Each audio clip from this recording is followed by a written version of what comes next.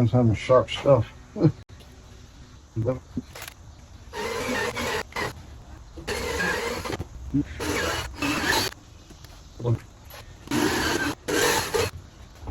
you know what happened, didn't you? Once you dump all that sawdust off and the panel slid right out.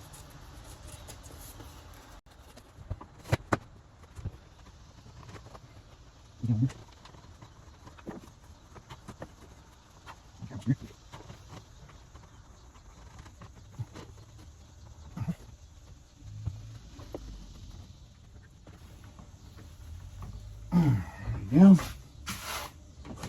There's two wires coming in there.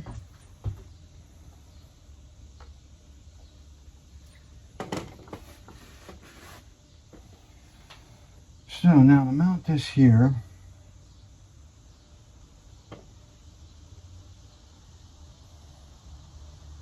I'm going to need either to bolt it through, which I could do, or screw it, but this ain't thick enough to screw through, so I might use 2 bolts.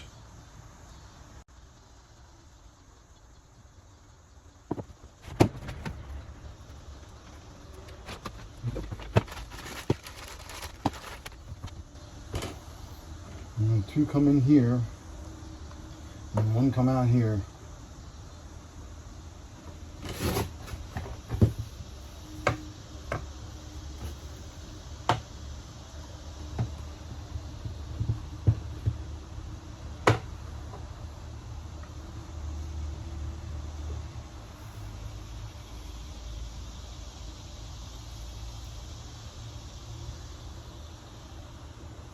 Just eyeballing this stuff up.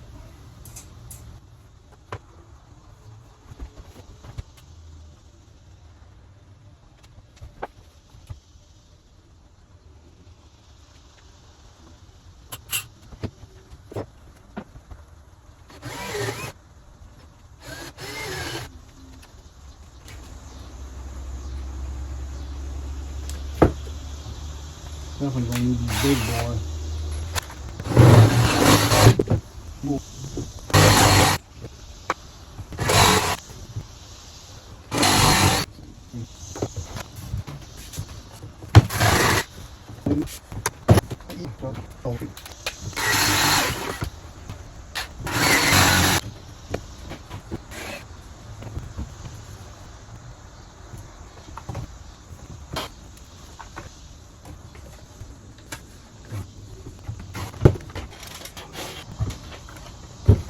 Again, I need one up top,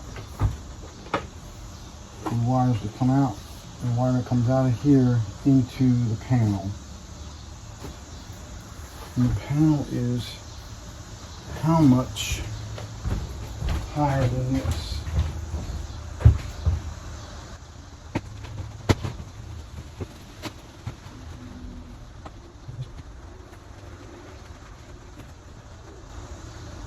Hello? Yeah? I was wondering who was there.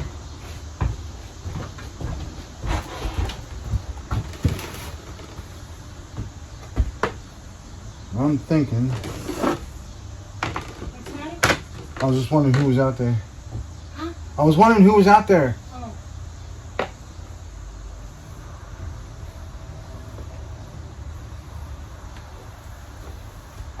Something like that, I think.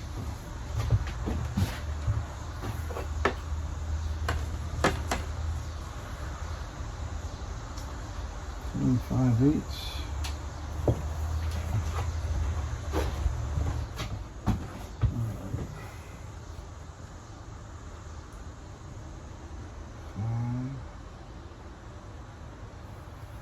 And 5/16.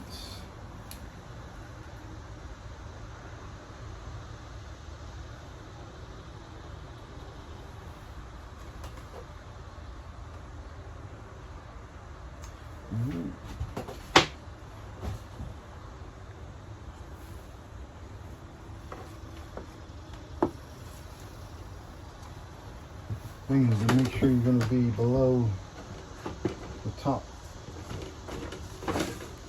And the top fits on.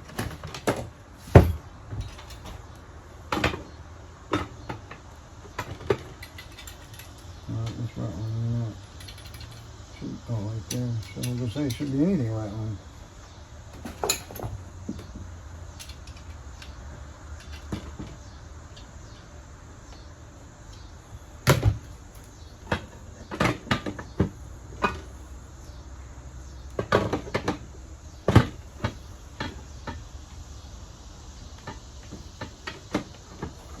This is all just scratch, so that's why I had planned to have the panel sitting on top of here, but that didn't work out. And I'm checking to see is make sure, oh yeah, I got plenty of room. Once that big hole is drilled in, it'll clear this here. So that's good.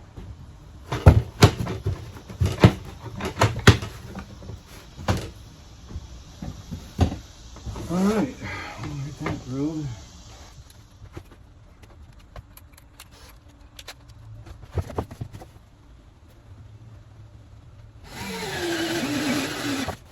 So I did get confirmation from Blue Eddy, which I knew I would.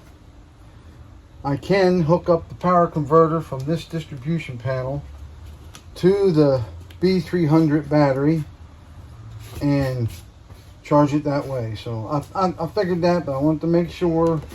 Just checking out all the different power requirements and all that. So not only will this outlet we could plug into the Blue Eddy, the AC unit, the AC 300, charge the battery that way, or we could charge it through the 12 volt converter on the panel, which makes more sense because if we're plugged in, there's no reason to run the AC 300 to charge the battery, because then you're also burning energy that way. See what I'm saying? So this way it's going directly from the converter, which are the lines from the converter that would normally go to your regular batteries in a camper. But now I can hook them up through the AV port and charge the battery alone, which means the AC 300 don't need to be on to do it. You know, you think about all the ways to save energy in this kind of configuration.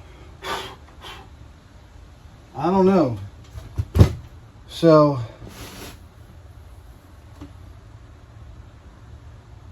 just many different ways you want to try to. So we'll be able to you can charge this AC 300 or the B300 battery through your car, through a generator, through shore power, through solar. I mean, in the worst case scenario, we can hook to come right off of the truck has outlets, you know, both in the cab and in the bed. Worst comes to worst, I can plug into the truck and then plug into the 30 amp with a 15 amp dog bone, which would come in then and then charge the battery. So there's a lot of different ways that we can keep the Blue Eddy up and charged if we're out boondocking. I say if, but that's mainly all we're going to be doing. We plan on staying at some campgrounds for rendezvous and stuff with some of the channels that we follow.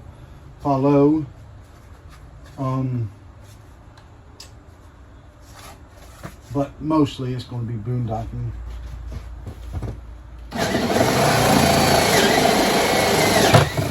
Oh, well, that didn't work too good, did it? I guess I didn't have that tight. I guess it's one of the problems with these automatic chucks, you know.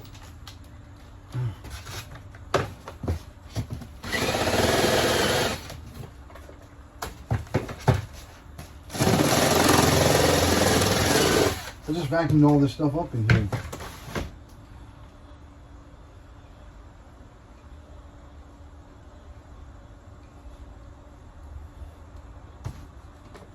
Nope. Gotta go to the other one. That one.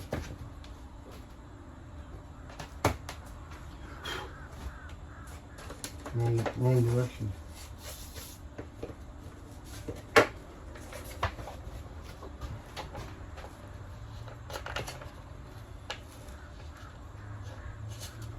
So I do a lot of research and I contact a lot of people to make sure that my ideas are, sound. And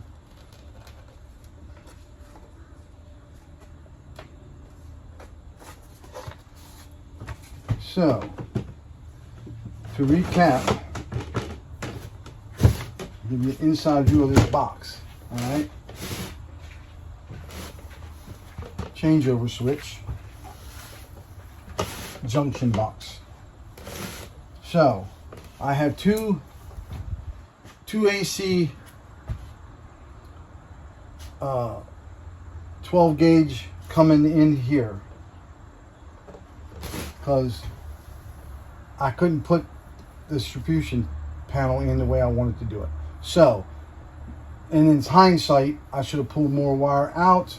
You always worry about wasting wire. It's so expensive, but in the long run, sometimes it bites you because I got two lines that aren't long enough now to reach.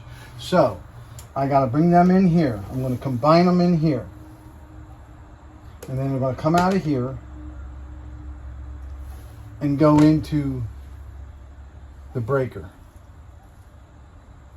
That's what this is for. I got to add to them lines, and I'm trying to do it in a good way.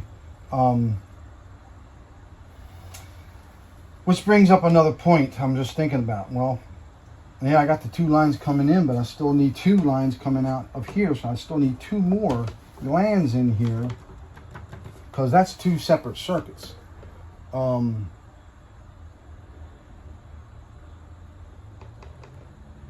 here's the other bad part. I labeled all the wires. Let's have a little I labeled all the wires, right? All but two of them, which are the ones I'm speaking of right now. So they're coming out of the wall. So now I got to figure out which one goes to the hot water heater and the sewing cabinet, which one goes to the outside outlet and the computer outlet.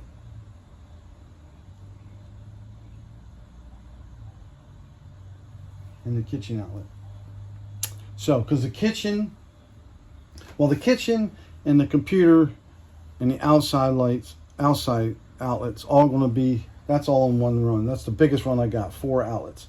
Everything else is 3 outlets or 2. The one in the back will be running the hot water heater and the sewing cabinet and this one right here. But I don't know which line is which. So I'll have to do some testing on that because I do not, even though I made it so I could pull the top cabinet out, laundry room cabinet down. I can pull the sewing cabinet out, pull the panel off, and look in there and see which one is which. I don't want to do that. I mean, I can. I made it so I can, but I don't want to do it. So then the next question is, I can always change it at the breaker once everything is fired up. Because I have a certain, how do I want my breaker? I want my main breaker, I want my mini split breaker, then I want my AC runs, and then I have my,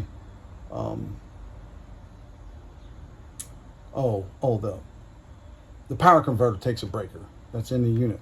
So I have all that lined up, but it doesn't really matter. You can hook them up, then I'll know which one is which. So that's how I'm going to proceed with that. Like I said, every wire in here is labeled except for the 2 that I can't see where they go. Oh, what are you going to do?